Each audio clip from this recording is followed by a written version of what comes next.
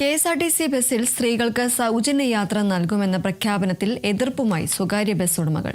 സംസ്ഥാനത്ത് ഏറ്റവും കൂടുതൽ സർവീസ് നടത്തുന്നത് സ്വകാര്യ ബസ്സുകളാണെന്നും ഇതിൽ 70% യാത്രക്കാരും സ്ത്രീകളാണ്. ഇവർക്ക് കെ.എസ്.ആർ.ടി.സിയിൽ സൗജന്യ യാത്ര നൽകിയാൽ സ്വകാര്യ ബസ് മേഖല പൂർണ്ണമായും തകരുമെന്നും ബസ് ഉടമകൾ പറഞ്ഞു.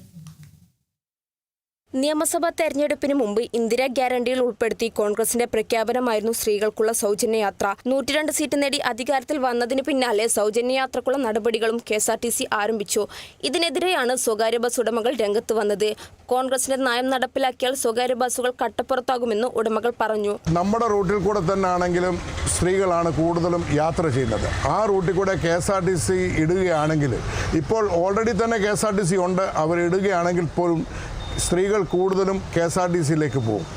അങ്ങനെ പോകുമ്പോൾ എന്താവും, പ്രൈവറ്റ് ബസ്സിന് വലിയ നഷ്ടമുണ്ടാവും. ഈ നഷ്ടം ഉണ്ടാകുന്ന മാത്രമല്ല, അതിൽ ഞങ്ങളെ പോലെയുള്ളവർക്ക് ഞങ്ങൾക്കാണെങ്കിൽ 10-30 ജോലിക്കാരോളം ഉണ്ട്. ആ കുടുംബങ്ങൾ പട്ടിണിയായി പോകും. ആ പട്ടിണിയാകുന്നത് മാത്രമല്ല, അത് പൊയ്ക്കോട്ടെ എങ്കിൽ തന്നെയും ഗവൺമെൻറ്റിന് 3 മാസം കൂടിയിരിക്കുമ്പോൾ കിട്ടുന്ന ഒരു നല്ല വരുമാനം ഇല്ലാതായി മാറും. മുൻ സർക്കാരുകളുടെ പല നയങ്ങൾ കാരണം സ്വകാര്യ ബസ്സുകൾ 23,000-ൽ നിന്ന് 7,000-ൽ എത്തിയെന്നും സ്ത്രീകൾക്ക് സൗജന്യ യാത്ര അനുവദിച്ചാൽ സ്വകാര്യ ബസ്സുകൾ പൂർണ്ണമായി ഇല്ലാതാകുമെന്നും ഉടമകൾ വ്യക്തമാക്കി. നിലവിൽ മുൻകാലങ്ങളിലെ സർക്കാരുകളുടെ പല നയങ്ങൾ കാരണം പ്രൈവറ്റ് ബസ് 23,000-ൽ നിന്ന് 7,000-ലേക്ക് എത്തി നിൽക്കുകയാണ്.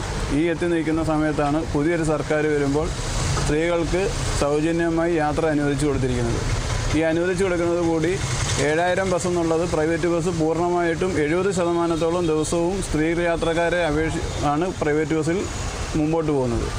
കൂടാതെ സ്കൂൾ കുട്ടികളുടെ ടിക്കറ്റ് ST വർഷങ്ങളായിട്ട് പറയുകയാണ്, അതിന് STക്ക് ഒരു മാറ്റം ഉണ്ടാവണമെന്ന് പറഞ്ഞിട്ട് പോലും മാറ്റം വരുത്താതെ മുമ്പോട്ട് പോയി വൻ ബുദ്ധിമുട്ടിലേക്കാണ് പ്രൈവറ്റ് ബസ് പ്രസ്ഥാനം നിലവിൽ തുടർന്നു കൊണ്ടുപോയിരിക്കുന്നത്.